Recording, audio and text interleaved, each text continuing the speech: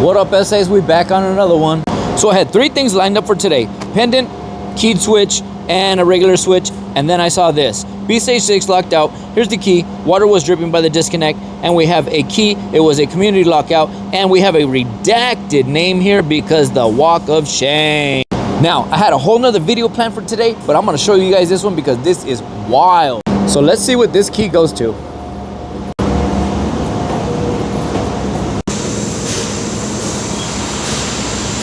You guys see it yet? Tell me you don't know how to lock out a cabinet without telling me you don't know what the hell you're doing, boys. So, in a normal world, you would typically put the lock on the handle. So let's see if this thing's even operational. And yes, the fans are operational.